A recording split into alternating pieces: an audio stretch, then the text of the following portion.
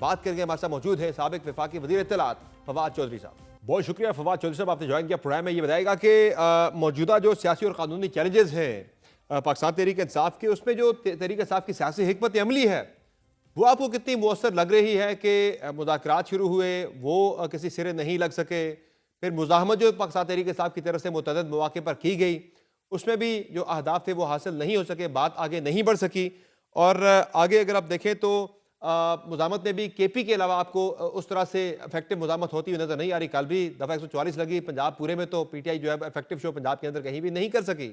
तो फिर ऐसे में डोनाल्ड ट्रंप जो है वो शायद उन्हें एक ट्रंप कार्ड समझा जा रहा था, उस पर भी अब गवर्नमेंट बड़ी कॉन्फिडेंट है कि वहाँ से अब कुछ नहीं होने वाला। तो फिर इस हिकमत अमली पे तहरीक इंसाफ को क्या नज़रसानी करने की ज़रूरत है, या इसी में से कोई रास्ता निकल सकता आगे के लिए?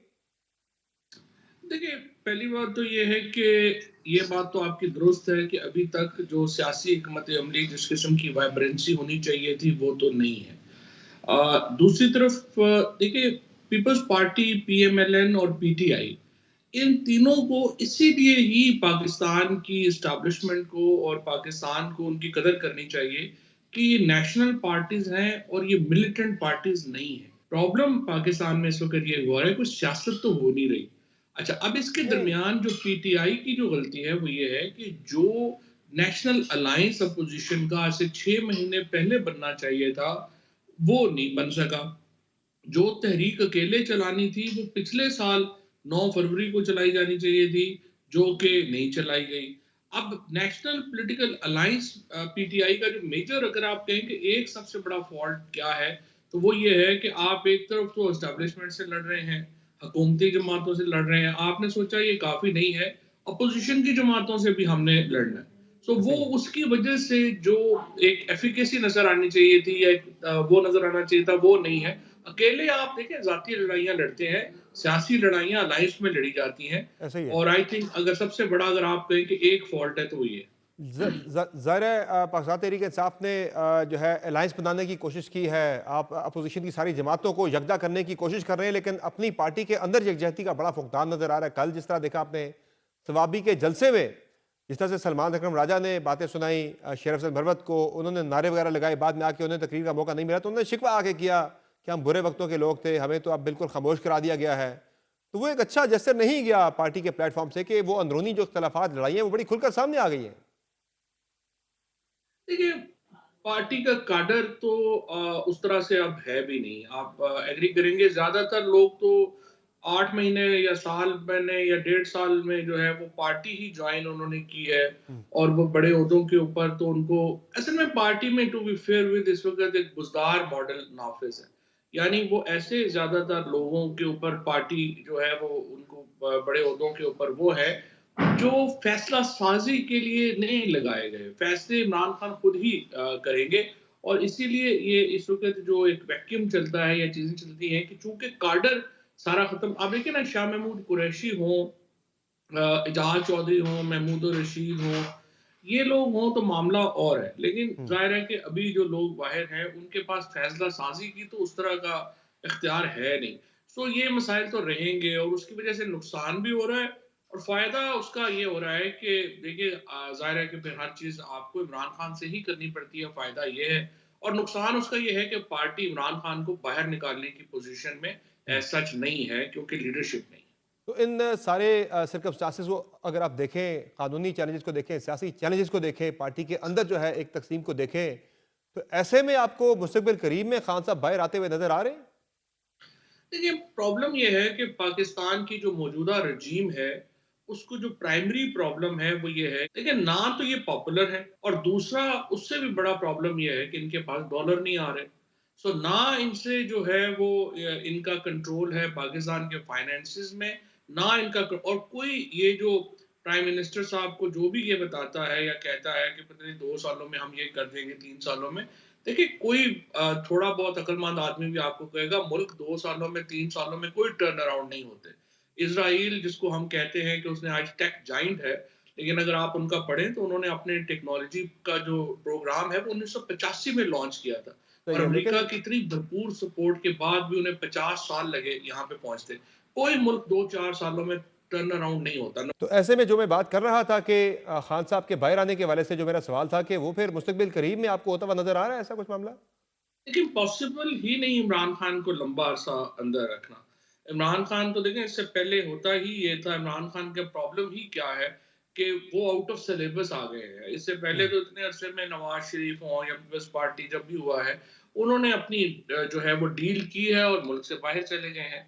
जो इमरान खान का प्रॉब्लम आ रहा है वो आ ही ये रहा है कि उनको जेल के अंदर रखना मुश्किल है, और 7 महीने उनको तो जो है गुजार लिए। वो, जी सॉरी, 7 महीने तो गुजार लिए। अब कह रहे हैं ये कि वही लंबा मैं कह अरसा रहा रखना हूँ। मुश्किल है। वो बाहर, देखें, अगर इमरान खान अपनी ज़ात के लिए बाहर आना चाहे तो वो तो उनके पास ऑप्शन अभी भी था। अभी भी जब मैं 4 दिन पहले उनसे मिला और बात हो रही थी कि अली अमीन ने कहा कि वो 90% मामला तय हो गए थे, तो उन्होंने कहा कि अगर बनी गाले ही जाना हो या ये नथिया गली जाना हो या केपी गेस्ट हाउस जाना हो तो वो हम पहले ही चले जाते। देखिए, इमरान खान के साथ एक ही नुक्ता है जिस पे सारी बातचीत रही है, और वो है इलेक्शन कब होने हैं। हम्म। इलेक्शन पे इमरान खान से टाइम फ्रेम लेना चाहिए उन्हें। इलेक्शन के बगैर मुल्क सेटल ही नहीं हो सकता, हम्म। और इमरान खान को आप जेल में रखेंगे, इतना फासला इतना है लोगों में और हुकूमत में कि ये यानी आप ये हुकूमत कह का रहे हैं हर कि दिन इलेक्शन पर गुजारना मुश्किल रजामंदी है लेकिन टाइम फ्रेम तय नहीं हो पा रहा। है। अपेरेंटली जो है वो यही है कि आप फिलहाल जो टाइम फ्रेम का निगोशिएशंस हैं, और उसमें एक प्रॉब्लम ये भी है, सच्ची बात ये है कि मेरा ख्याल है कि अभी तक कोई एक बरह रास्त या कह लीजिए कि एक संजीदा राब्ता जो होना चाहिए उस तरह का नहीं है, इनडायरेक्ट है। बट जो लोग इनडायरेक्ट राब्ता कर रहे हैं या ये हमारे साइड पे भी होंगे, मेरे ख्याल में वो उतना उनका कद या मेच्योरिटी नहीं है कि वो इस फॉर्मूले को आगे बढ़ा सकें। हुकूमत, इसलिए मैं तो आपके सामने पहले भी मैं कहता रहा कि अलायंस होना बड़ा ज़रूरी है।